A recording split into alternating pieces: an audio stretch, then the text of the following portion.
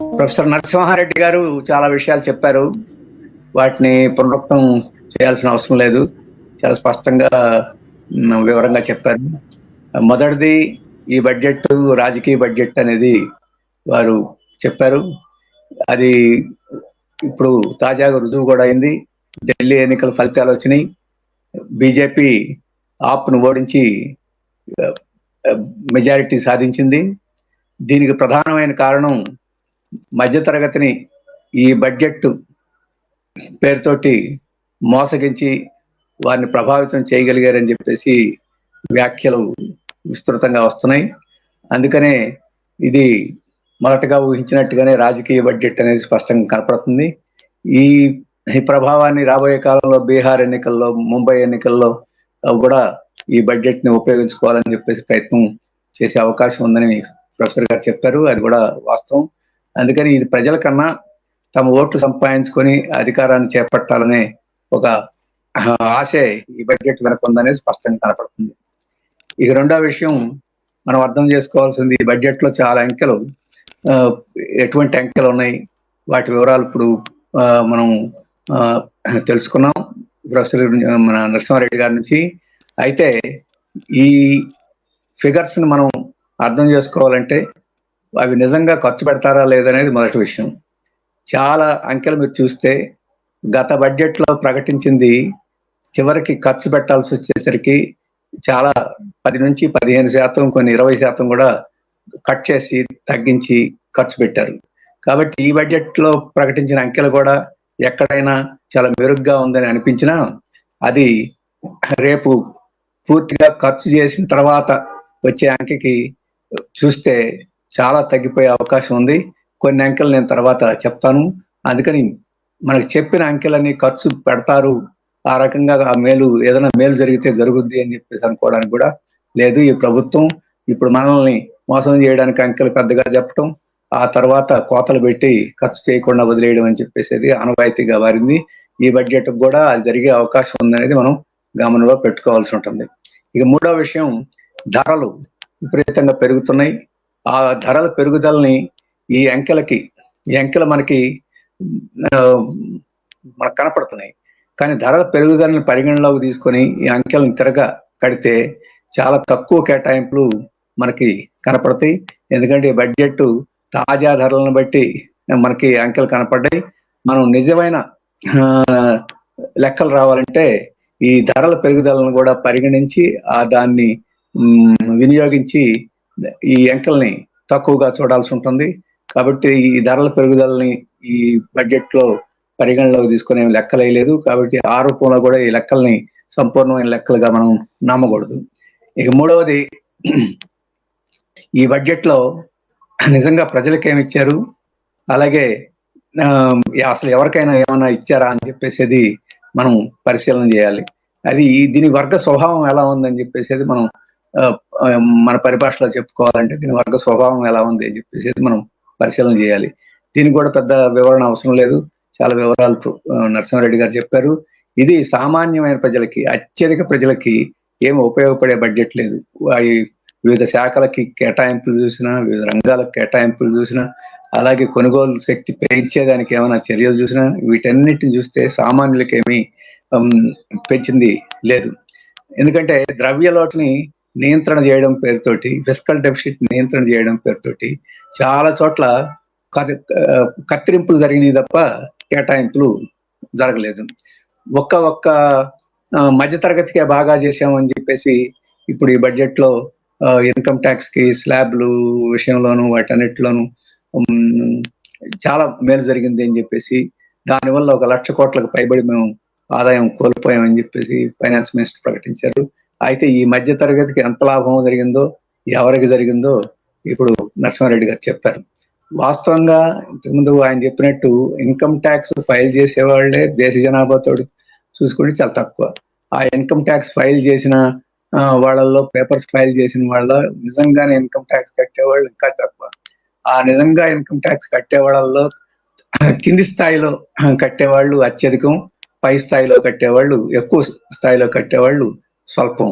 ఈ రాయితీ ఏదైనా ఉంటే ఆ 1 లక్ష కోట్లలో అత్యధిక భాగం ఏదైనా లాభం జరిగిందంటే ఇప్పటికే బాగా ఆదాయం ఉండి పై స్థాయి మధ్య తరగతిలో లాభం జరుగుద్ది. ఆ రకంగా ఇది సామాన్య ప్రజలకు ఒరిగింది ఏం లేదని చెప్పేసి మనం అర్థం చేసుకోవచ్చు. అందువలన ఈ బడ్జెట్ ప్రజల కోసం జరిగిందని చెప్పేసి, మధ్యతరగతి కోసం జరిగిందని కూడా మనం అనుకోలేము. కానీ ఈ బడ్జెట్ లో కీలకంగా అంకెల్లో మనకు కనపడదు, కానీ విధానంలో మనకు కనపడుద్ది. ఇప్పుడే నరసింహారెడ్డి గారు చెప్పారు. ఆ విధానం ఏమిటంటే, ఇప్పటి వరకు ప్రైవేటైజేషన్, స్టీల్ ప్లాంట్ ప్రైవేటైజేషన్, లేకపోతే ఇంకోటి మనకు స్పష్టంగా కొన్ని అర్థమయ్యేట్టు మనకు బయటకు వచ్చాయి. ఈ బడ్జెట్ లో అటువంటి అర్థం కాకుండా మొత్తం రెగ్యులేటరీ రిఫార్మ్స్ ని పేరుతో తీసుకొచ్చి అన్ని రూపాల్లో ప్రైవేట్ రంగాన్ని అన్ని రంగాల్లో ప్రవేశపెట్టాలని దీంట్లో అంతర్లీనం కనపడుద్ది. ఇంతకు ముందే చెప్పారు, పరిశోధనలో ప్రైవేట్ రంగాన్ని ప్రవేశపెట్టాలనుకుంటున్నారు. ఇప్పుడు ఇన్సూరెన్స్ రంగాన్ని 100% విదేశీ పెట్టుబడికి ఓపెన్ చేస్తా ఉన్నారు. అలాగే డబ్బులు సంపాదించడానికి మానిటైజేషన్ ప్రక్రియని ప్రారంభిస్తా ఉన్నారు. అంటే మానిటైజేషన్ ప్రక్రియ అంటే ప్రభుత్వం యొక్క ఆస్తుల్ని, భూములు కావచ్చు, ఫ్యాక్టరీలు కావచ్చు, లేకపోతే గాలిని కావచ్చు, లేకపోతే ఏవైనా కావచ్చు, వాటన్నిటిని సాధ్యమైనంత వరకు ఖరీదు కట్టి డబ్బులు చేసుకోవాలని చెప్పేసి ఉంది. ప్రభుత్వానికి డబ్బులు చేసుకోవడం ఆదాయంగా మనకు చూపిస్తున్నారు. కానీ జరిగేది ఏంటంటే, ఆ డబ్బులు చేసుకోవడం పేరుతో ఈ వనరులన్నింటినీ ప్రైవేట్ రంగానికి అప్పగించడం, ఆ రకంగా ప్రైవేట్ రంగాన్ని విస్తారంగా అన్ని రంగాల్లో ప్రోత్సహించడం అనేది కనపడుతోంది. కాబట్టి అది ఈ ప్రైవేట్ రంగం అంటే పెట్టుబడికి, విదేశీ స్వదేశీ పెట్టుబడికి, అందుట్లో క్రోనీ ప్రభుత్వానికి దగ్గరగా ఉండే క్రోనీ పెట్టుబడిదారులకి, వీళ్ళందరికీ చాలా హుషారైన బడ్జెట్ గా ఇది ఉంటుంది. ఇది స్పష్టంగా మనకు అంకెల్లో కనపడదు, కానీ మొత్తం బడ్జెట్ లో ప్రతి పేజీలోనూ ఈ విధానం మనకి కనపడుద్ది అనేది మనం అర్థం చేసుకోవాల్సి ఉంటుంది. అలాగే కీలకమైనది ఏంటంటే, ఇప్పుడు భారత ప్రజలకు అవసరమైంది ఏమిటంటే ప్రజల యొక్క కొనుగోలు శక్తి పెరగడం. ఎందుకు కొనుగోలు శక్తి పెరగాలి? ఇప్పుడు ఎకనామిక్ సర్వే చెప్పినా, రిజర్వ్ బ్యాంక్ చెప్పినా మన ఆర్థిక వ్యవస్థ మందగించింది అని చెప్తున్నారు. 8% నుంచి 7%, 7.5%, ఇప్పుడు 6.3% తగ్గిందని చెప్తున్నారు. దీన్ని వచ్చే సంవత్సరానికి పెంచాలంటున్నారు. ఎలా పెంచాలి? అలాగే 2027కి 6.7% కన్నా పెరుగుద్దేమో అని చెప్పేసి ఆశపడుతున్నారు. ఇది ఎలా పెరుగుద్ది అంటే, కొనుగోలు శక్తి, ప్రజల చేతుల్లో డబ్బులు వచ్చి ప్రజలకు సరుకుల్ని కొనుగోలు చేయగలిగితే, ఆ సరుకుల ఉత్పత్తి పెరిగితే అప్పుడు ఆర్థిక వ్యవస్థ ముందుకు పోద్ది. కాబట్టి ప్రజల చేతుల్లో కొనుగోలు శక్తి లేకుండా, డిమాండ్ పెంచకుండా ఈరోజు ఆర్థిక వ్యవస్థ ముందుకు పోదని చెప్పేసి అర్థమవుతుంది. ఈ డిమాండ్ పెరగడం అనేది అంతర్జాతీయ పరిస్థితుల వల్ల పెరిగేట్టు కనపట్టలేదు. ఎందుకంటే మాంద్యం అనేది ఆర్థిక వ్యవస్థ మందగింపు అనేది అంతర్జాతీయంగానే ఈరోజు మనం చూస్తున్నాం. ఆ మందగింపు ఇప్పుడు అమెరికాలో ట్రంప్ అధికారానికి వచ్చిన తర్వాత అంతర్జాతీయ వాణిజ్యం, వ్యాపారం ఇంకా ఎగుడు దిగుళ్ళకి గురయ్యే అవకాశం ఉంది. అతను విధించే సుంకాలు ఇవన్నీ కూడా అంతర్జాతీయ వ్యాపారం మీద కొంత దెబ్బ తగ్గే అవకాశం ఉంది. దానిలో భాగంగా మనకు కూడా ఇబ్బంది అయ్యే అవకాశం ఉంది. మరి ఇటువంటి పరిస్థితుల్లో మనం ఏదో బాగా ఎగుమతులు చేసో, లేకపోతే అంతర్జాతీయ వ్యాపారం మీద ఆధారపడో ఇక్కడ డిమాండ్ని, సరుకుల్ని, ఆర్థిక అభివృద్ధిని సాధించడం అనేది ప్రస్తుతానికి మనకి ఆశేమీ లేదు. అందుకని అంతర్గతంగా ప్రజల యొక్క కొనుగోలు శక్తిని పెంచి, ఆ కొనుగోలు శక్తి ద్వారా మనకేమన్నా ఈ ఆర్థిక వ్యవస్థ ముందుకు పోయేదానికి అవకాశం ఉంటుంది. ఇప్పుడు నిర్మలా సీతారామన్ గారు ఏం చెప్పారంటే, 1,00,000 కోట్ల రూపాయలు మనం ఆదాయం అనేది మేము కోల్పోయి ప్రజల చేతుల్లోకి డబ్బు ఇచ్చాం కాబట్టి వాళ్ళందరూ కొనుగోలు చేస్తారని అంటున్నారు. ఇంతకుముందే చెప్పినట్టు చాలా కొద్ది శాతం, ఆ మధ్య తరగతిలో కూడా పై భాగంలో ఉండే వాళ్ళు కొద్ది శాతంలో చేరుకుపోయింది. వాళ్ళు ఇప్పుడు అదనంగా ఖర్చు పెట్టాల్సిన అవసరం లేదు. ఇప్పటికే ఖర్చు పెడుతున్నారు. ఎంత మేరకు పెట్టగలిగితే వాళ్ళకి ఏమి డబ్బులు కొదవలేదు ఖర్చు పెట్టడానికి. డబ్బులు కొదవ లేకుండా ఖర్చు చేసే వాళ్ళకి ఇప్పుడు మళ్ళీ అదనంగా డబ్బు ఇచ్చిన దాని వల్ల కొనుగోలు శక్తి ఏమీ పెరగదు. అందుకని అది కూడా ఒక మోసపూరితమైన మాట. నిజంగా కొనుగోలు శక్తి పెరగాలంటే సామాన్య ప్రజలకి, వ్యవసాయ కార్మికులకి, అలాగే చిన్న సన్నకారు రైతులకి, అలాగే శాలరీడ్ ఎంప్లాయీస్ గా ఉండే, కింది స్థాయి శాలరీడ్ ఎంప్లాయీస్ గా ఉండే వాళ్ళకి, ఇటువంటి వాళ్ళందరికీ చేతుల్లోకి డబ్బులు వస్తే అప్పుడు కొనుగోలు శక్తి పెరుగుద్ది.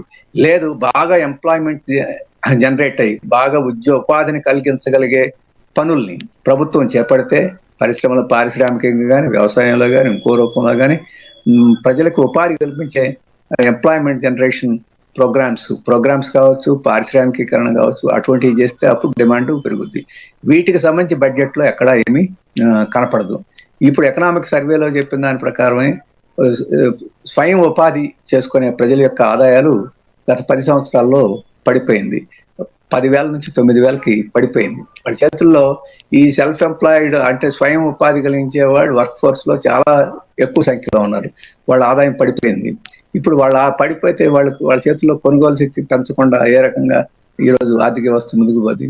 అలాగే ఎకనామిక్ సర్వే చేసిన ప్రకారం రెగ్యులర్ గా పనిచేసే వర్కర్స్, అలాగే శాలరీడ్ ఎంప్లాయీస్ అంటే కింది స్థాయి శాలరీడ్ ఎంప్లాయీస్ వర్కర్స్ వాళ్ళ జీతాలు కూడా 12,000 నుంచి 11,000కి పడిపోయింది. మరి ఆ రకంగా గత దశాబ్దంలో వాళ్ళ నిజ వేతనాలు ఆ రకంగా పడిపోతూ ఉంటే ఆ నిజ వేతనాలు పెంచడానికి చర్యలు లేకుండా ఈరోజు డిమాండ్ పెరగదు. ఈ బడ్జెట్లో అటువంటి వారి యొక్క నిజ వేతనాలు పెరిగేదానికి కానీ, వాళ్ళ ఆదాయం పెరిగేదానికి కానీ, ఉపాధి పెరిగేదానికి ఎటువంటి చర్యలు లేవు. అందుకని ఎకనామిక్ సర్వే వారి తయారు చేసిన ఎకనామిక్ సర్వే చెప్తున్న దానికి కూడా భిన్నంగా ఈరోజు ఈ బడ్జెట్లో ఉంది. అందుకని ఈ బడ్జెట్ ఏ రకంగానూ మన ఆర్థిక వ్యవస్థను ముందుకు తీసుకెళ్లేదానికి తోడ్పడదని చెప్పేసి అంటుంది. మరి ఆర్థిక వ్యవస్థ ముందుకు తీసుకెళ్ళడానికి తోడ్పడకపోతే ఈ బడ్జెట్ ఎందుకని ఆర్థిక వ్యవస్థ చాలా ఊపినిస్తుందని చెప్పుకుంటే వాళ్ళ ఆశ అంతా ప్రజల మీద లేదు. ప్రజల కొనుగోలు శక్తి పెంచి ఆర్థిక అభివృద్ధిని సాధిద్దాం అనే దానికన్నా పెట్టుబడిదారులు విదేశీ స్వదేశీ పెట్టుబడిదారులు తమ దగ్గర ఉన్న డబ్బుని ఖర్చు పెడతారు. వాళ్ళు ఖర్చు పెట్టేదానికి ఇంకా అదనంగా లాభాలు ఇవ్వడానికి మనం ప్రయత్నం చేద్దాం, రాయితీలు ఇచ్చేదానికి ప్రయత్నం చేద్దాం. ఆ రకంగా చేస్తే వారు మన దేశాన్ని ఆదుకుంటారని చెప్పేసి వారికి ఏమైనా సద్బుద్ధి ఉంటే ఆ సద్బుద్ధి తోటన్నా ఇది ఉండాలి. లేదు, దుర్బుద్ధి ఎలాగో ఉందని చెప్తున్నాం. ఎన్నికల కోసం దేశం ఏమైపోతే అభివృద్ధి ఏమైపోతే ఎన్నికలు సరిపోతాయి అని చెప్పేసి అనుకున్నా ఈ బడ్జెట్ తయారు చేసి ఉండాలి తప్ప, లేకపోతే ఈ బడ్జెట్కి ఏ రకమైన రేషన్ లేదు. మన దేశం కొనుగోలు శక్తి పడిపోయి మందగించింది అనేది నిజమైన వాళ్ళ అభిప్రాయం అయితే కొనుగోలు శక్తి పెంచి ఆర్థిక అభివృద్ధిని ముందుకు తీసుకెళ్లాలనే అంశాలు ఈ బడ్జెట్ లో ఉండే లేవు అని చెప్పేసి నేను చెప్పదలుచుకుంది. కొన్ని ఉదాహరణలు మనం చూద్దాం. ఉదాహరణకి 100 వెనకబడిన జిల్లాలకి మేము ప్రత్యేకమైన కేటాయింపులు చేసి వాటిని మొత్తం దేశవ్యాప్తంగా ఉండే అభివృద్ధికి స్థాయికి తీసుకొస్తాం అని ఒక స్కీమ్ ప్రకటించారు. ఆ స్కీమ్ ప్రకటించడం అనేది చాలా మంది గొప్పగా ఉంది, వెనకబడిన జిల్లాలకు అభివృద్ధి. బడ్జెట్లో కేటాయింపులు చూస్తే ఆ కేటాయింపులు ఏం లేవు. ఆ కేటాయింపులు చాలా నామమాత్రంగా ఉన్నాయి. కాబట్టి ఆ స్కీమ్ పేరు మాత్రం అట్టహాసంగా ఉంది, దానికి కేటాయింపులు లేవు. ఆ రకంగా వెనకబడిన ప్రాంతాలకి ఇదేమి ఉపయోగపడే పరిస్థితి ఏమీ కనపట్టలేదు. ఇంతకుముందే నరసింహారెడ్డి గారు చెప్పారు, వ్యవసాయానికి 1,27,00,000 పోయినసారి కేటాయించారు. అది ఖర్చు పెట్టడం తగ్గింది. ఇప్పుడు దానికన్నా తక్కువే కేటాయించారు. అలాగే ద్రవ్యోల్బణాన్ని కూడా, అంటే ధరలను కూడా తీసుకుంటే ఇంకా తగ్గిపోద్ది.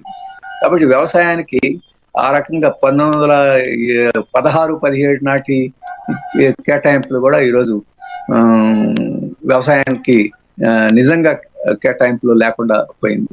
మరి వ్యవసాయం ఈరోజు అభివృద్ధి కాకుండా 60% మంది వ్యవసాయం మీద ఆధారపడి ఆ వ్యవసాయంలో లాభం లేక వ్యవసాయదారులకి చేతిలోకి డబ్బు రాకుండా ఈరోజు ఆర్థిక వ్యవస్థ ముందుకి పోదు.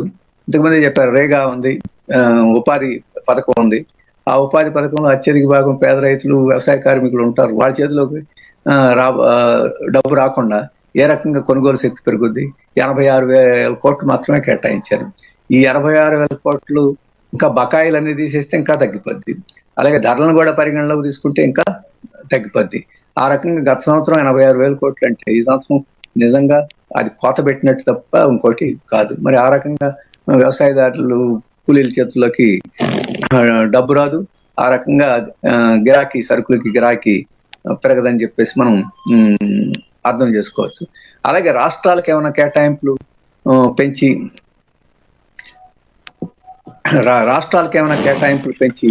ఆ రకంగా రాష్ట్రాల చేతిలో డబ్బులు వస్తే ప్రజలకు వాళ్ళు ఏదైనా సౌకర్యాలు కల్పించేదానికి ఏమైనా అవకాశం ఉంటుందంటే రాష్ట్రాలకు కూడా కేటాయింపులు తగ్గించారు.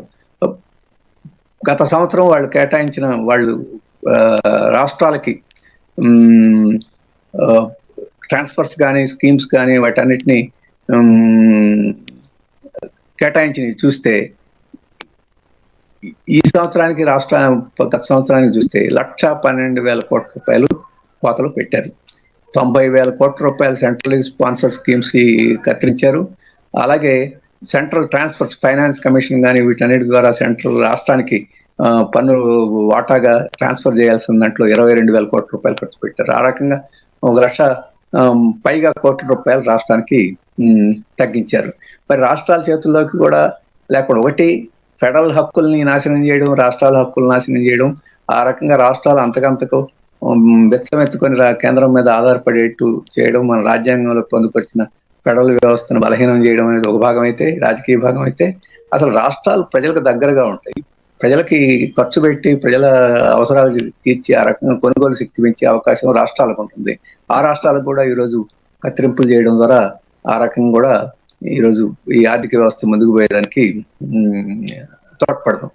అలాగే క్యాపిటల్ ఎక్స్పెండిచర్ అంటే ఏమైనా మౌలిక సదుపాయాల కోసం ఖర్చులు అవన్నీ కూడా చూసినా కానీ గతంలో కేటాయింపులు చూసుకుంటే ఈ బడ్జెట్ లో 93,000 కోట్ల రూపాయలు కత్తిరించే తప్ప దానికి కూడా ఏమీ పెంచలేదు. అలాగే సామాన్య ప్రజలకు ఉపయోగపడే ఆహార సబ్సిడీ కూడా వాస్తవంగా 7,830 కోట్ల రూపాయలు తగ్గించారు. పోయినసారి దానికన్నా ఈ సంవత్సరం తక్కువ కేటాయించారు. అలాగే విద్య, ఆరోగ్యం వీటికి కూడా తగ్గించినట్టే లెక్క. ధరలను కూడా మనం పరిగణలోకి తీసుకుంటే గత కేటాయింపులకి కూడా వీటికి లేవని చెప్పేసి మనం లెక్కేసుకోవచ్చు. అలాగే ఈ గ్యాస్ సిలిండర్లు ఉచితం అవి ఇవి అని చెప్పేసి బాగా ఓదరగొట్టేస్తున్నారు. కానీ దానికి దాదాపు 1,14,000 కోట్ల రూపాయలు గతంలో కేటాయిస్తే ఈ సంవత్సరం 12,000 కోట్ల రూపాయలు మాత్రమే కేటాయించారు. మరి ఆ రకంగా ఉచితంగా ఇచ్చి అని చేస్తే ఇంకా పెరగాలి, కానీ కేటాయింపులు తగ్గినాయి. ఇప్పుడు రైతులకి ఎకరాకి 6,000 రూపాయల కేటాయింపులు కిసాన్ పథకం కింద కలిగింది. ఎన్నాళ్ళ నుంచి 2019 నుంచి 6,000 నడుస్తుంది. ఈ కాలంలో ధరలు ఎంత పెరిగినాయి, రైతులకి ఇన్పుట్ ఖర్చులు ఎంత పెరిగినాయి, వాటిని బట్టి దానికి కేటాయింపులు ఏమి పెరగలేదు. ఇప్పుడు అదే కొనసాగుతోంది. అంటే ఆ రకంగా రైతుల చేతుల్లోకి ఏమాత్రం అదనంగా క్యాష్ ట్రాన్స్ఫర్ అనేది జరగలేదనేది. ఈరోజు అత్యవసరంగా క్యాష్ ట్రాన్స్ఫర్ ఎవరికన్నా జరగాల్సి ఉందంటే గ్రామీణ ప్రాంతాల్లో ఉండే రైతులకి, కూలీలకి, కానీ వాళ్ళకేమీ పెరగలేదు. ఇంతకుముందే ప్రొఫెసర్ నరసింహారెడ్డి గారు చెప్పినట్టు ఎంఎస్పి గురించి, దానికి చట్టబద్ధత గురించి అసలు ఒక్క మాట కూడా లేదు. ఆ రకంగా రైతులు ఉద్యమాలు చేస్తున్న రైతులు, ఎంఎస్పి కోసం ఎదురు చూస్తున్న రైతాంగానికి ఈరోజు ఇది నిరాశ కలిగించడం కాదు, వాళ్ళని అవమానం చేసే పద్ధతిలో ఈ బడ్జెట్ ఉందనేది మనం స్పష్టంగా కనుకోవచ్చు. బలహీన వర్గాలు చూస్తే ఎస్సీ ఎస్టీలకి కేటాయింపులు కూడా చూస్తే ఎస్సీలకి 27,000 కోట్ల రూపాయలు కట్ చేశారు, ఎస్టీలకి 17,000 కోట్ల రూపాయలు ఖర్చు చేశారు. గతంలో ఎస్సీ ఎస్టీ సబ్ ప్లాన్ ని ఉండేది, ఆ ప్లాన్ నాన్ ప్లాన్ భాగాలు ఉన్నప్పుడు ఆ సబ్ ప్లాన్ అంతటిని రద్దు చేశారు. ఇప్పుడు కేటాయింపులు కూడా ఈ రకంగా కత్తిరింపులు చేశారు. ఈ మొత్తం చూస్తే సామాన్య ప్రజలకి, అలాగే ఈరోజు డిమాండ్ పెంచగలడానికి, గిరాకీ పెంచి ఆర్థిక వ్యవస్థను ముందుకు తీసుకెళ్ళడానికి అవసరమైన రంగాలకు కానీ అవసరమైన తరగతులకు కానీ ఇది పూర్తిగా మొండి చేయి చూపించింది. కేటాయింపులు తగ్గించింది. కేటాయింపులు కొన్ని పెంచినట్టు కనిపించినా ధరలతోటి పోల్చి చూస్తే తగ్గిపోయింది. అందుకని ఇది గిరాకీ పెంచడానికి, ఆర్థిక వ్యవస్థను ముందుకు తీసుకెళ్ళడానికి పనికొచ్చే బడ్జెట్ కాదని చెప్పేసి ఇది ప్రైవేట్ పెట్టుబడిదారులు ఇంకా మరింత ముందుకు పోవడానికి, డెవలప్ కావడానికి ఉపయోగపడుద్ది. వారి దగ్గర ఎంతో డబ్బు ఉంది, మూలుగుతుంది, ఏం చేయాలో తోయని పరిస్థితుంది. వాళ్ళు తమ దగ్గర ఉండే డబ్బును పెట్టుబడి పెట్టడానికి కూడా వాళ్ళు సిద్ధంగా పరిస్థితుంది. అటువంటి వాళ్ళ దగ్గర నుంచి అత్యధికంగా పన్నులు వసూలు చేసి ఆ పెట్టుబడి తన చేతుల్లోకి తీసుకొని వాళ్ళు ఖర్చు పెట్టలేదు కాబట్టి ప్రభుత్వమే వాటిని ఖర్చు చేసి ఈ రోజు ఆర్థిక వ్యవస్థను ముందుకు తీసుకెళ్ళడానికి మంచి అవకాశం ఉంది. ఆ అవకాశాన్ని పూర్తిగా ఇది విస్మరించింది కాదు, కార్పొరేట్ శక్తులకి ఇంకా దోచిపెట్టడం తప్ప ఇంకోటి కాదు. ఒక ప్రమాదకరమైన అంశం ఏంటంటే, అంతకుముందు ఇన్సూరెన్స్ రంగం చెప్పాను, విద్యుత్ రంగాన్ని కూడా ప్రైవేటీకరించడానికి, అంటే విద్యుత్ పంపిణీ వ్యవస్థను ప్రైవేటీకరించడానికి దీంట్లో ఒక ఇన్సెంటివ్ పథకాన్ని కూడా ప్రకటించారు. ఎవరైతే తొందరగా విద్యుత్ రంగాన్ని ప్రైవేటీకరణ చేస్తారో వాళ్ళకు 0.5% అప్పు అదనంగా చేసుకునేదానికి ఒక అవకాశం ఇస్తామని చెప్పేసి ఒక అంశం కూడా దీంట్లో ఉంది. అది మరింత ప్రమాదకరమైంది. ఈ రోజు ఇప్పటికే విద్యుత్ భారాలు ఎక్కువగా ఉన్నాయి, ఇంకా విద్యుత్ భారాలు ఇంకా మరింత పెరిగేదానికి కూడా దీనివల్ల అవకాశం ఉంటుంది. ఇటువంటి పద్ధతిలో ఇది ప్రజలకి మళ్ళీ చేయి చూపించింది. అలాగే ఎన్నికల్లో లబ్ధి పొందడానికి కొనుక్కుంది. మొత్తం ఇంకా అక్కడ ఇంకా మిగిలి ఉండి లేకపోతే వేగంగా లేకుండా ఉండే ప్రైవేటీకరణ వేగం పుంజుకునే దానికి ఇది బాటలు వేసిందని చెప్పేసి నేను భావిస్తున్నాను. అందుకని ఈ బడ్జెట్ ని మనం పూర్తిగా ప్రజల్లో ఎక్స్పోజ్ చేయాలి. అలాగే మధ్యతరగతి కూడా వాళ్ళు భ్రమలకు లోను కాకూడదు. అవి లోతుగా పరిశీలన చేస్తే ఆ భ్రమలు అవి మనకి కలిగే భ్రమ అని చెప్పేసి స్పష్టంగా అర్థమవుతుంది. వారు కూడా దీని గురించి ఆలోచించాలని చెప్పేసి నేను భావిస్తున్నాను. ఈ ఈ విషయాలతోటి నేను నా ప్రసంగాన్ని ముగిస్తున్నాను. Thank you very much.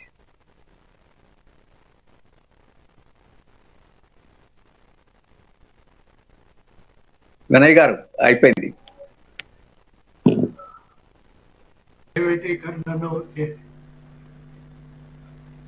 విద్యుత్ రంగాన్ని ప్రైవేటీకరించడం, అదేవిధంగా రైతులకు క్యాష్ ట్రాన్స్ఫర్ పెంచకపోవటం, ఇటువంటివి ఎంఎస్పి గురించి ఒక మాట కూడా మాట్లాడకపోవటం, ఎస్సీ ఎస్టీలకు ఇది వరకు కేటాయించినటువంటి నిధులను కూడా తగ్గించడం, తర్వాత సప్లాన్ ను పూర్తిగా రద్దు చేశారు అని చెప్పారు.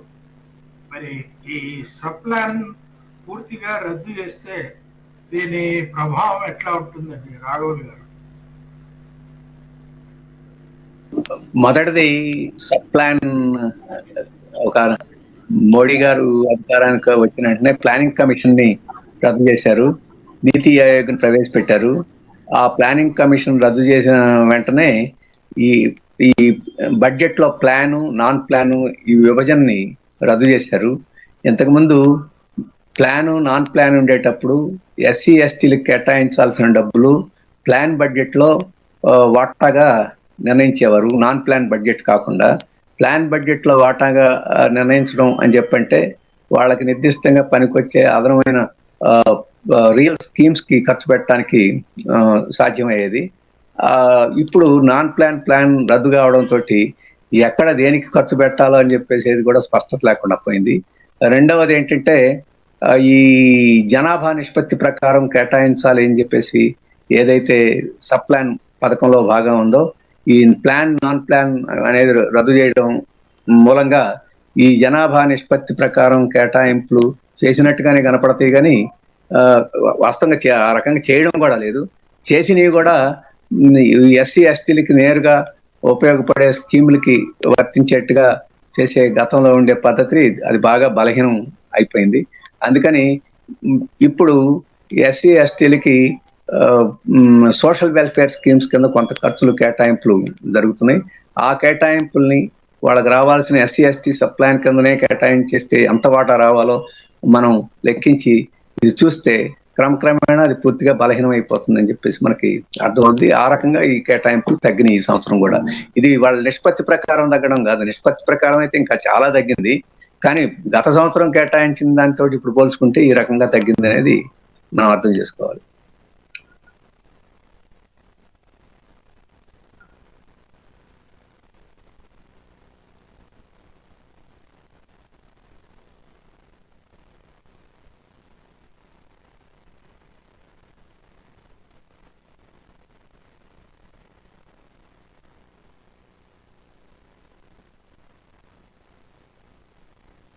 మీరు అన్మ్యూట్ చేయండి.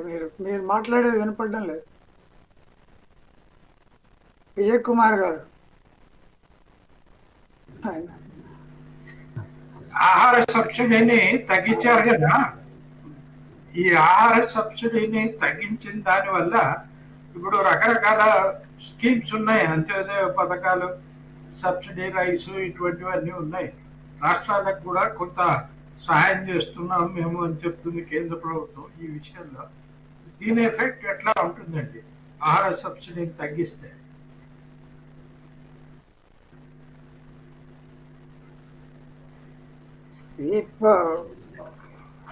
ముందు నుంచి నేషనల్ ఫుడ్ సెక్యూరిటీ యాక్ట్ అనే దానిపైన ఇప్పుడుండే గవర్నమెంట్కు పెద్ద రెస్పెక్ట్ లేదు. కాకపోతే అది లీగల్ బైండింగ్ కాబట్టి దానికి అలొకేట్ చేసుకుంటా ఇస్తా ఉన్నారు. దీన్ని బాగా వాళ్ళు వచ్చినప్పుడు నుంచి ఒక విధంగా దానిపైన ప్రెషర్ పెట్టి తగ్గిస్తూ ఉన్నారు. కానీ ఉదాహరణకు 22-23లో ఈ national food security budget 2.73 lakh crores ఉండేది. ఇప్పటి దాన్ని గ్రాడ్యువల్గా 2 lakh crores తీసుకొచ్చింది. అంటే ఒక పక్క ఆఫ్ కోర్స్ ఈ 80 కోట్ల మందికి ఫ్రీగా రైస్ ఇస్తామని చెప్పుకునే దాంట్లో they are also trying to justify దీన్ని తగ్గించేటట్లు. బట్ చిత్తశుద్ధి లేదు. అందరికీ ఫుడ్ సెక్యూరిటీ ఆధారంగా రైట్ టు ఫుడ్ అనేది ఈ ప్రభుత్వానికి జీర్ణం కాదు.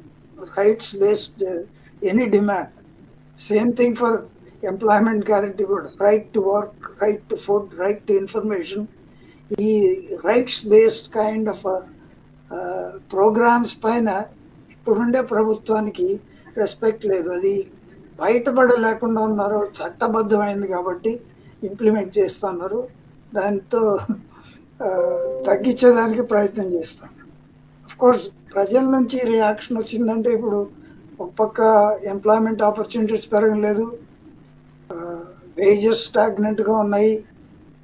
ఇవన్నీ కలిపినప్పుడు ప్రజల పరిస్థితి ఏమవుతుందని మీరు ఎప్పుడు వికసిత్ భారత్ దాని టార్గెట్ కూడా 47 పెట్టి ఇప్పటి నుంచి ఆశలు చూపించి అలొకేషన్స్ చేయకపోతే మనం ఎప్పుడు వికసిత్ భారత్ అవుతామో మనకే తెలియదు.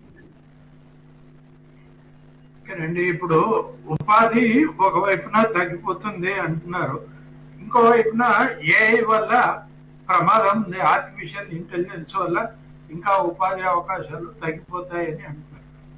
దానికి సంబంధించినటువంటి ఏదైనా ముందు చూపు మనకి బడ్జెట్ లో కనపడుతుందా? ఈ బడ్జెట్ లో ఒక అలొకేషన్ ఉన్నదండి. The national what they are calling is national artificial intelligence centre of excellence అని కొంత డబ్బులు అలొకేట్ చేసినారు.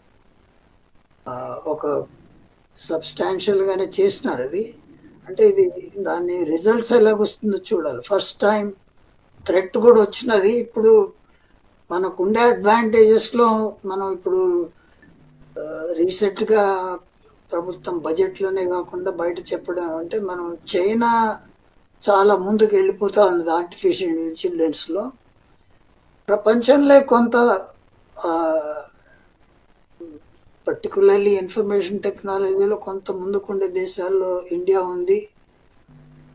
ఇంకొకటి చెప్పడం అంటే for every unit of artificial intelligence that is likely to be produced, ఇండియాకు కాస్ట్ అడ్వాంటేజ్ ఉంది.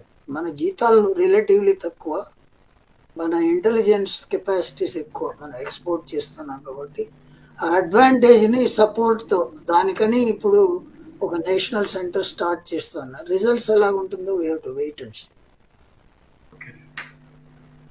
ఇంకో ప్రశ్న నాగేశ్వరరావు గారు ఇంత నెగటివ్ గా బడ్జెట్ ఉంటే హక్కుల కోసం పోరాడే వాళ్ళు ముందుకు వస్తారా, మతోన్మాదంతో కొట్టుకుపోతారా? ప్రజలను అనగదొక్కే విధానం మాటేమిటి?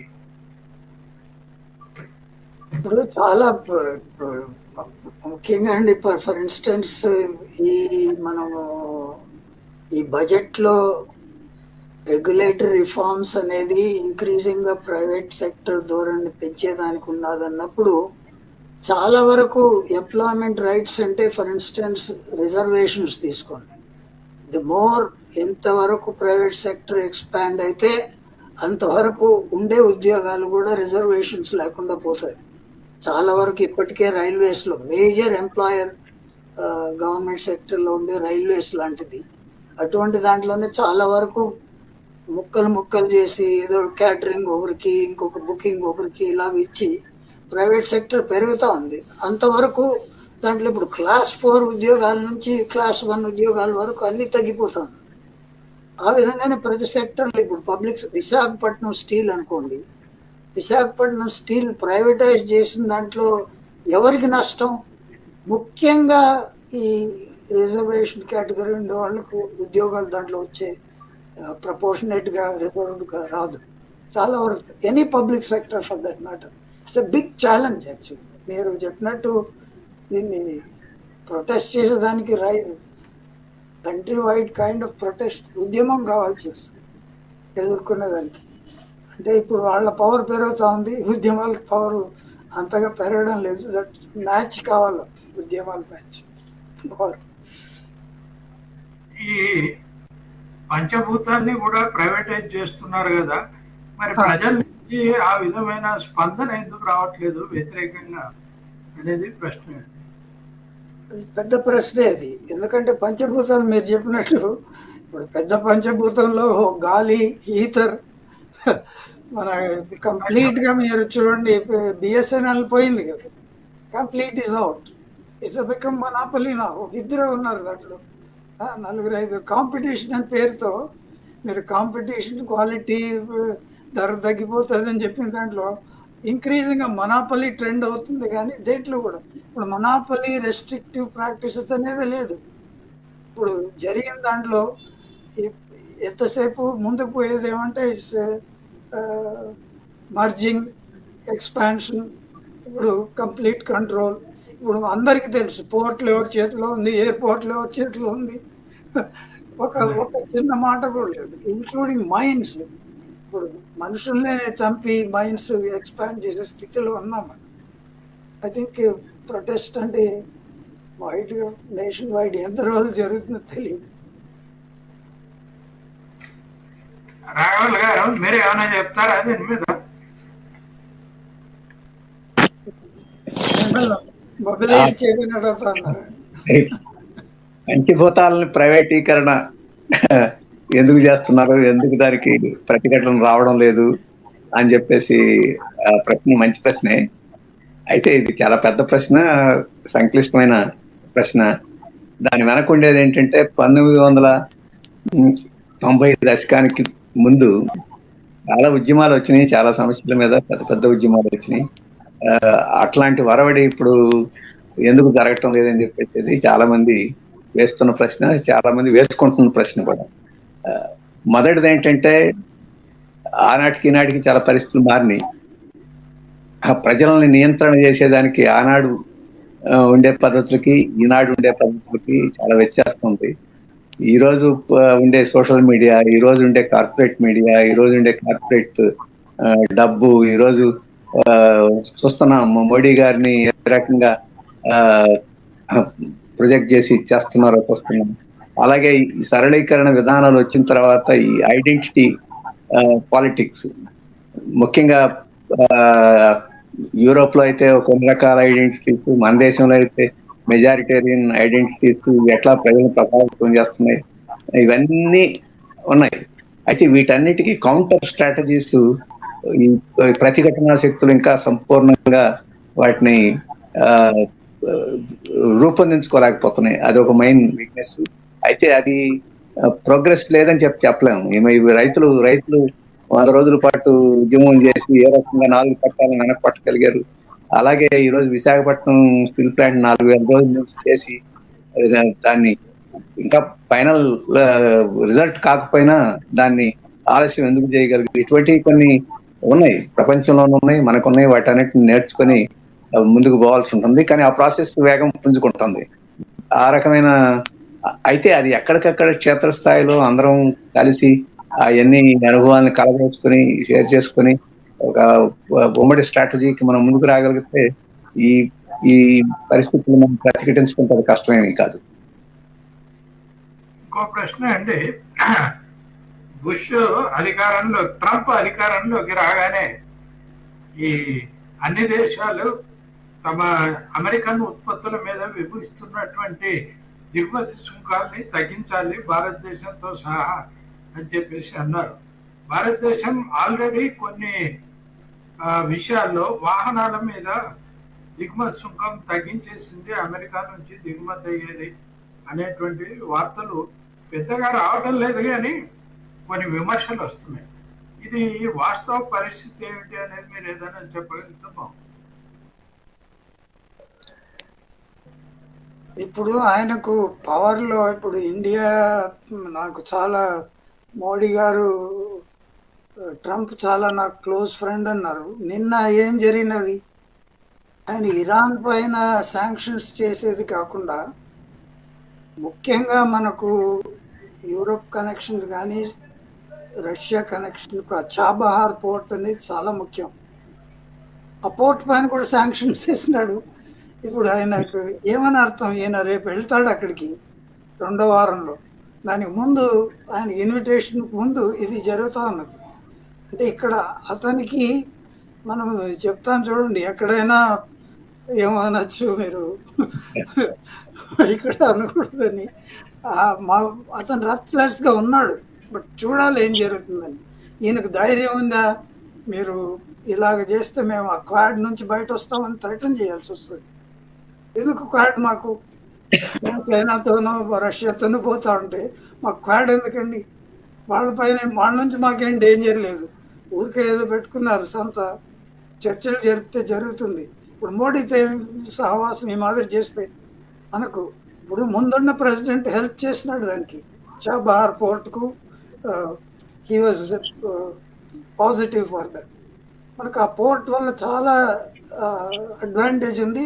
మనం ఆయిల్ ఇంపోర్ట్ చేసుకునేది దాని ద్వారా ఇంకా సులభం అవుతుంది. ఇప్పుడు మీరు శాంక్షన్స్ వేసి పోర్ట్ నిలిపేస్తే మాకు ట్రేడ్ దెబ్బతింటుంది కదా కంప్లీట్గా. ఇది టారిఫ్ కన్నా ఎక్కువ డిసడ్వాంటేజ్. ట్రంప్ ఒకటి మనకి సిగ్నల్ ఇస్తున్నాడు. మొదటిది ఏంటంటే, మీరేదో రష్యా దగ్గర మేము బేరమాడతాం, మీ దగ్గర బేరమాడతాం, ఎక్కడ లాభం ఉంటే అక్కడ లాభం తీసుకుంటామంటే కుదరదు, మాకు దాసోహంగా ఉంటారా లేకపోతే ఏమిటి తెలుసుకోవాలని చెప్పేసి మోడీ గారు అక్కడికి రాకముందు చెప్పదలుచుకున్నాడు. లేకపోతే రిపోర్ట్ చేసి అక్కడ నుంచి ఇక్కడికి పంపించిన వాళ్ళని వేడిలు వేసి, కాళ్ళకి చేతులకు వేడిలు వేసి అతను పంపాల్సినంత అవసరం ఏమీ లేదు. కానీ మోడీ తన యొక్క శక్తిని, తన యొక్క పెత్తనాన్ని, ఎవరు బాస్, నేను బాస్ అని చెప్పేసి మనకి రుజువు చేయదలుచుకున్నాడు. అందుకని చహార్ గానీ ఇప్పుడు ఇవన్నీ మనకి తెలియజేస్తున్నాయి. ప్రపంచానికి బాస్ అనుకుంటున్నాడు.